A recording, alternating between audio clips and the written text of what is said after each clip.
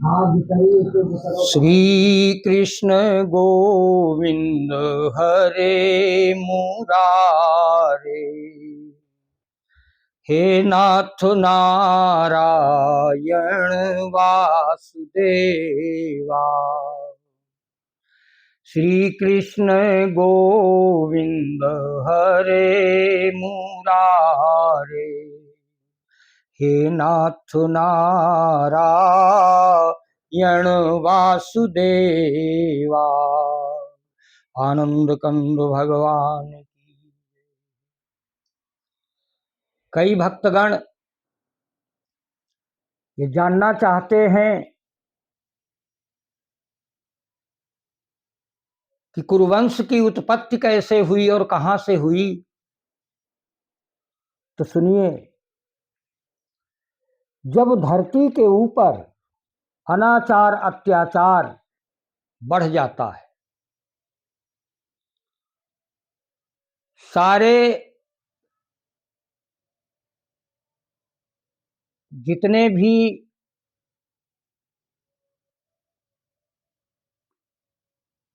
स्थितियां परिस्थितियां सारी बदल जाती हैं। सृष्टि का सारा ढांचा चरमरा उठता है। लोगों में अशांति का अनुभव होने लगता है। तो केवल भूलोक पर रहने वाले लोगों की ही चिंता नहीं बढ़ती, अपर लोकों में भी चिंता बढ़ जाती है। एक ऐसा ही द्वापर युग के अंत में काल आया जब धरती पर असुर अत्याचार कर रहे थे। तो भगवान श्री कृष्ण, वो परम आत्मा परमात्मा, धरती पर आने का विचार करता था। और भगवान जब धरती पर अवतार लेते हैं तो कैसी लीला करेंगे, और उनकी लीला में सहयोग करने वाले भी असाधारण लोग ही होते हैं। वे असाधारण लोग देवलोक के देवता पृथ्वी के ऊपर मनुष्य बनकर जन्म लेते हैं और फिर भगवान यहां लीला करते हैं। तो एक बार ब्रह्मलोक में ब्रह्मा जी की सभा लगी हुई थी, जिसमें सारे देवता उपस्थित थे, बैठे थे। अचानक वहां गंगा जी आती हैं। ये परम सुंदरी हैं, भगवान श्री कृष्ण के नाखून से निकली हैं। तो ब्रह्मलोक के जितने भी, तो एक हवा का झोंका आया, उनका वस्त्र ऊपर की ओर उड़ा, उनका शरीर देखने के लिए जब दिखाई दिया तो जितने भी देवलोक के देवता थे, उन्होंने सबने सर अपना नीचा कर लिया। एक देवता ऐसे बैठे थे जो उनकी सुंदरता पर आकृष्ट हो गए, घूर घूर कर देखते रहे। तो ब्रह्मा जी ने उन्हें श्राप दे दिया, तुम भूलोक में जाकर मनुष्य बनो, तुमने ब्रह्मलोक की मर्यादा को भंग किया है। ब्रह्मा जी के श्राप के कारण वो धरती पर शांतनु बनकर आए, महाराज शांतनु के रूप में आए।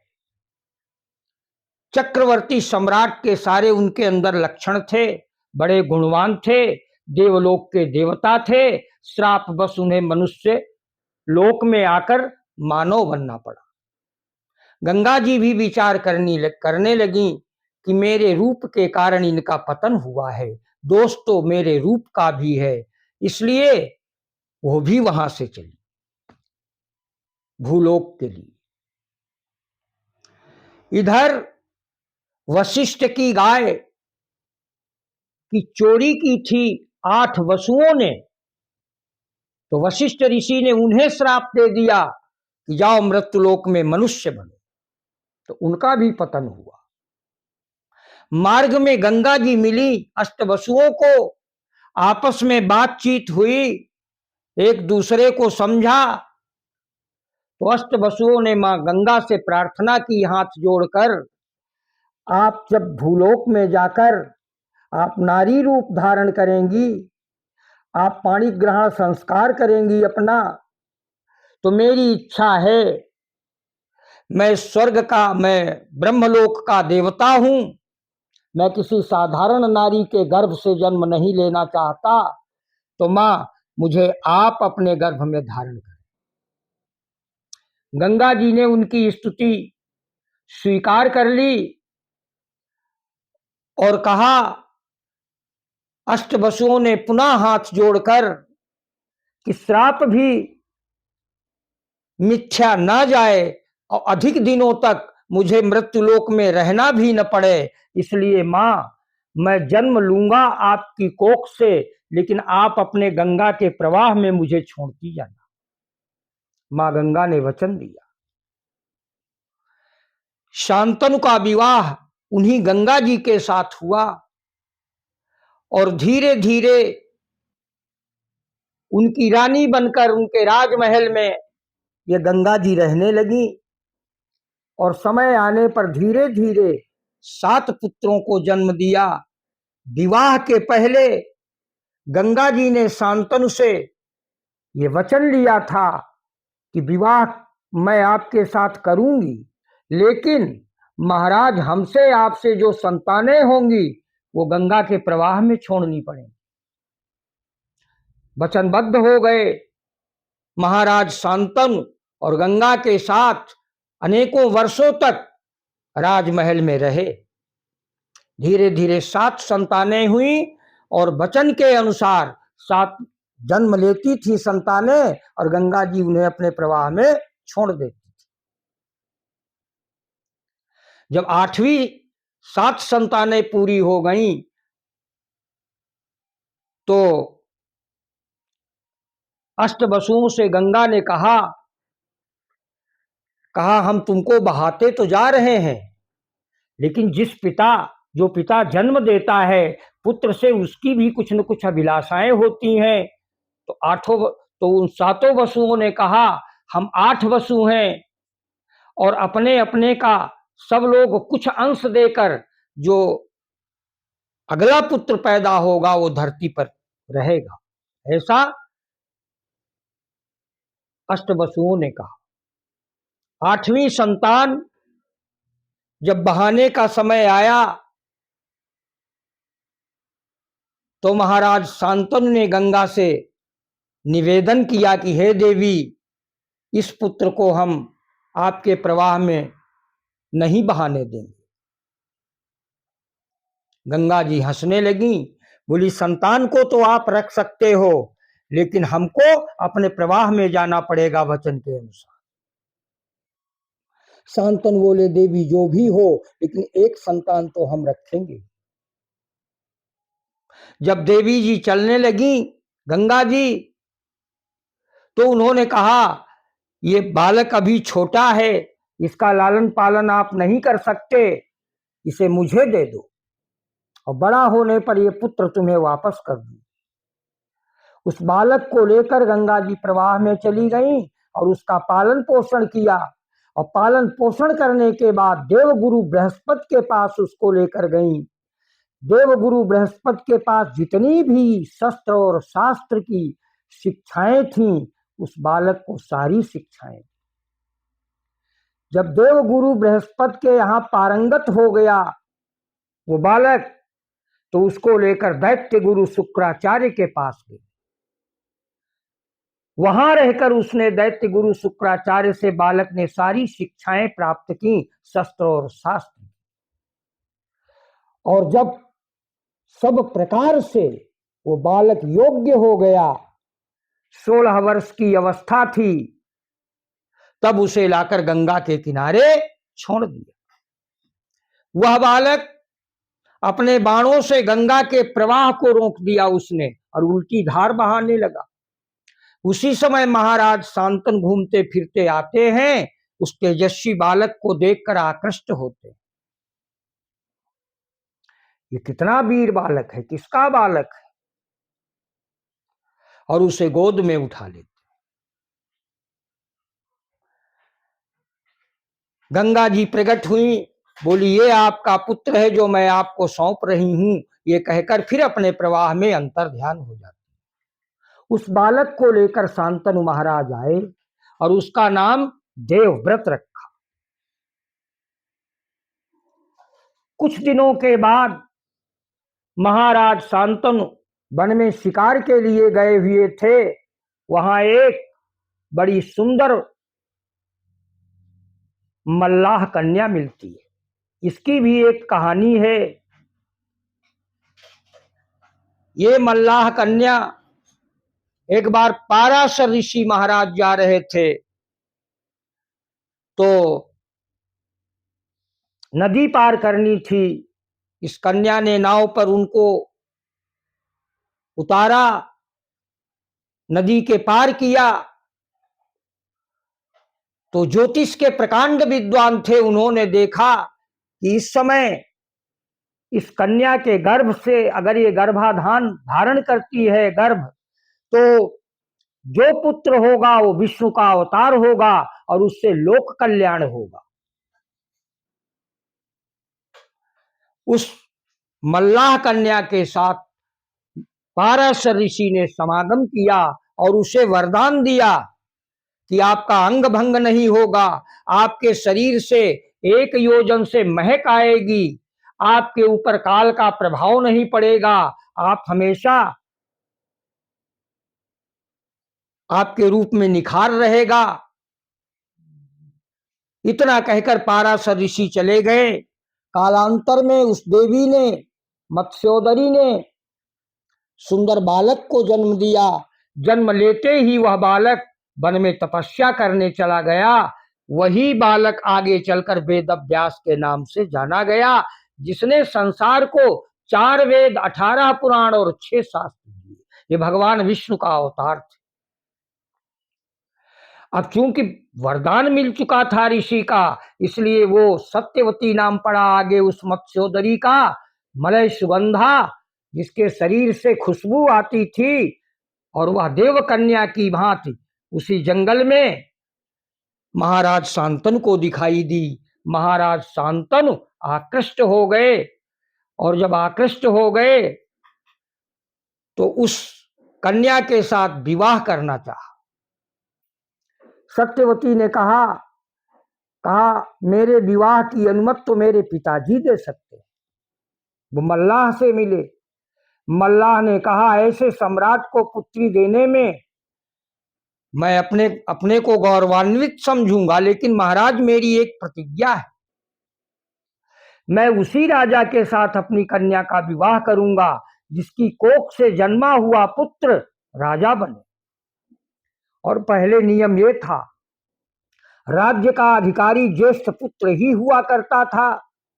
महाराज शांतनु के पहली रानी गंगा से पुत्र देवव्रत पहले से उपस्थित थे, तो लाचार हो गए, चले आए। उसके वियोग में दुर्बल पड़ गए। जब देवव्रत को पता चला तो देवव्रत उस मल्लाह के पास गए और बोले, हे मल्लाह राज, आप अपनी कन्या का विवाह मेरे पिता से करो। मल्लाह ने वही बात देवव्रत से कही। देवव्रत ने कहा, मैं संकल्प लेता हूं कि मैं विवाह ही नहीं करूंगा, मैं राज्य लूंगा ही नहीं, मैं राजा नहीं बनूंगा। जो आपकी पुत्री से पुत्र होगा वही राजा बनेगा। तो मल्लाह ने कहा, आप राज्य नहीं लेंगे, आपके पुत्र होंगे, वो राज्य ले सकते हैं।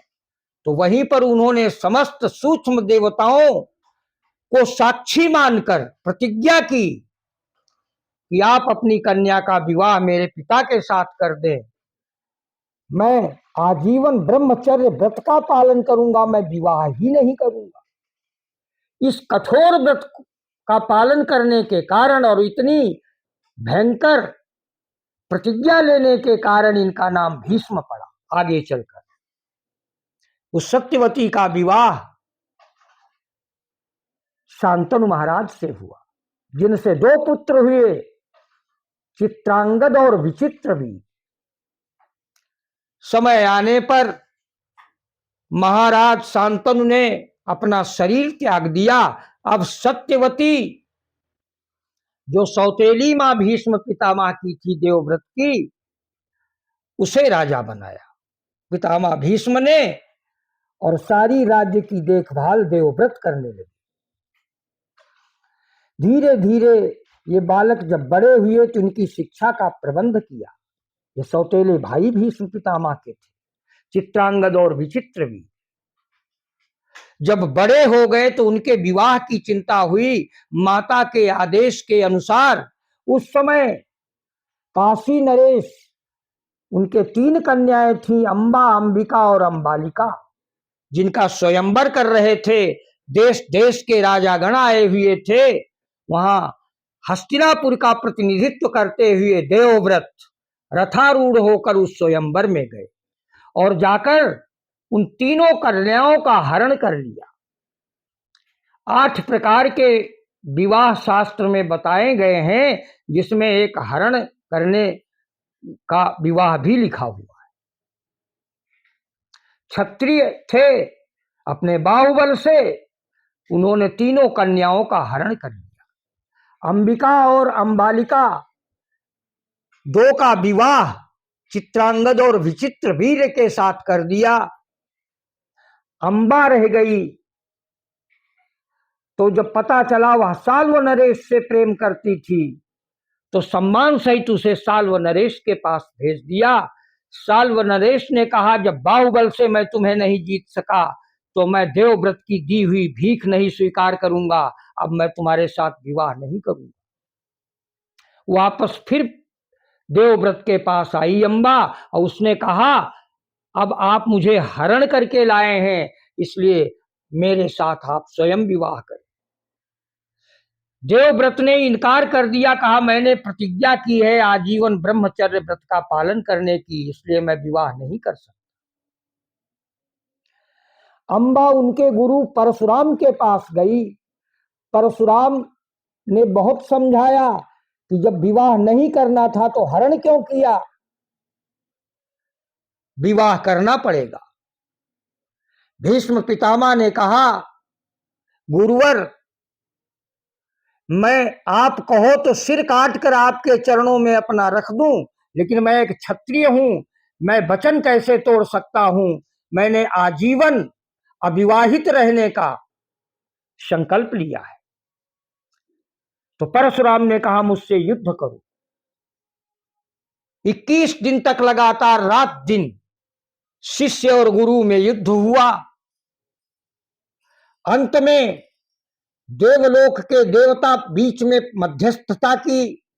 कुछ ऋषिगण आए, कहा विनाशकारी अस्त्र छोड़ने के लिए आप दोनों लोग तैयार हो? ये कहां का न्याय है? विधाता की सृष्टि नष्ट हो जाएगी, युद्ध बंद करो। समझा बुझाकर दोनों को शांत कराया। और फिर जब उस अंबा के साथ परशुराम भीष्म पितामह ने विवाह नहीं किया, तो वह दुखी होकर गंगा तट पर गई और चिता बनाकर उसने स्वयं को उस चिता में समर्पित कर दिया। और अपने को समर्पण करने के पहले अग्नि में उसने प्रतिज्ञा की कि भीष्म पितामह मेरे शत्रु हैं, मुझे कई जन्म लेने पड़े क्यों न, मैं इनके वध और मृत्यु का कारण मैं स्वयं बनकर आऊंगी। इतना कहकर उसने अपने को अग्नि को समर्पित कर दिया। धीरे धीरे चित्रांगद और विचित्र वीर अपने परिवार के साथ हस्तिनापुर में रहने लगे।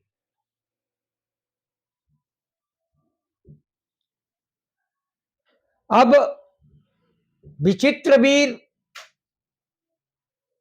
का देहावसान हो गया, वो निसंतान थे। चित्रांगद एक गंधर्व से युद्ध करने निकले थे, वहां मारे गए। अब दोनों सत्यवती की पुत्र वधुए निसंतान रह गई। तो भीष्म पितामह से कहा, बेटा अब हस्तिनापुर का राज सिंहासन सूना हो जाएगा, मेरे न रहने के बाद इसका उत्तराधिकारी चाहिए, आप विवाह कर लें। पितामह भीष्म ने हाथ जोड़कर मां से कहा, मां, मैं क्षत्रिय हूं, मैं अपने वचन को नहीं तोड़ सकता। जब भीष्म पितामह ने इनकार कर दिया तो सत्यवती का जो पहला पुत्र था, वन में तपस्या करने चला गया था, वेदव्यास, उनका स्मरण किया। वो आए और उनसे अपनी समस्या बताई। उन्होंने कहा, अपनी दोनों बहुओं को मेरी आंख के सामने से निकालो, वे गर्भवती हो जाएंगी। तो जब पहली निकली तो कांप उठी, उनके तेज को नहीं सहन कर सकी, तो उन्होंने कहा, पुत्र होगा लेकिन पांडुरोगी होगा। दूसरी बधू जब आई तो उसने आंख बंद कर ली, तो कहा, पुत्र होगा लेकिन आंख का अंधा होगा, बड़ा बलवान होगा। अब तो बेकार हो गया मामला। कहा, फिर से अपनी पुत्र वधू को मेरी आंख के सामने से निकालो। तो एक दासी थी, वो दासी निकाली गई, वो चलती चली गई। वेदव्यास ने कहा, पुत्र होगा, भगवान विष्णु का अनन्य भक्त होगा, राजनीति का बड़ा पंडित होगा। ऐसा कहकर वेदव्यास पुनः वन को चले गए और वो तीनों ने गर्भ धारण किया। तो अंबिका थी, उनके पांडु हुए, अंबालिका के धृतराष्ट्र हुए और दासी के विदुर जी हुए। इस प्रकार से ये तीन पुत्र जन्म लेते हैं। इनकी भी परवरिश, देखभाल देवव्रत के अधीन रही। इनको पढ़ाया लिखाया, पाल पोस कर बड़ा किया और इनका भी विवाह किया। धृतराष्ट्र का विवाह गांधार नरेश की कन्या गांधारी से किया। जब उन्हें पता चला, वो इतनी सती थी कि मेरे पति नेत्र विहीन हैं, तो उन्होंने अपने आंख पर पट्टी बांध ली।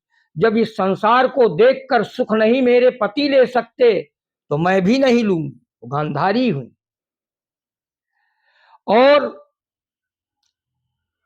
जो पांडु हुए, वो उस समय मथुरा के राजा सूरसेन थे, यदुवंश शिरोमणि। उनकी कन्या कुंती के साथ उनका विवाह। दूसरा विवाह पांडु का मद्र देश की राजकुमारी माद्री से हुआ। उनकी दो पत्नियां थीं। धीरे धीरे समय आगे बढ़ा तो गांधारी ने 100 पुत्रों को जन्म दिया, जिसमें सबसे बड़ा दुर्योधन था। और कुंती ने 5 पुत्रों को दुर्वासा ऋषि के आकर्षण मंत्र से 5 देवताओं को आह्वान करके 5 पुत्रों को जन्म दिया। 5 पुत्रों में सबसे बड़े युधिष्ठिर थे। नकुल सहदेव माद्री के पुत्र थे। इस प्रकार 5 पांडव और 100 कौरव, ये आपस में थे तो भाई भाई, लेकिन पांडव भगवान श्री कृष्ण के भक्त थे, धर्मारूढ़ थे, इसलिए भगवान श्री कृष्ण की कृपा के पात्र थे। इन पर उनकी कृपा बरसती थी। दुर्योधन अन्यायी था, अधर्मी था, उसमें द्वेष था, उसमें ईर्ष्या थी पांडवों के प्रति। समर्थ होते हुए भी अंत में पराजय का मुख देखना पड़ा, कौरवों का नाश हुआ। कुंती के 5 पुत्र राजा बने। इसी पर पूरा महाभारत का ग्रंथ तैयार हुआ। इसमें भगवान श्री कृष्ण की भूमिका है। पग पग पर पांडवों का, अपने भक्तों का भगवान ने साथ दिया है। बड़ा पवित्र और दिव्य ग्रंथ है। तो जो हमसे पूछा गया कि कुरुवंश की उत्पत्ति कैसे हुई, संक्षेप में ये अथाह सागर है। संक्षेप में मैंने आपको बताया कि इस प्रकार कुरुवंश की उत्पत्ति हुई। प्रेम से बोलिए वृंदावन बिहारी लाल की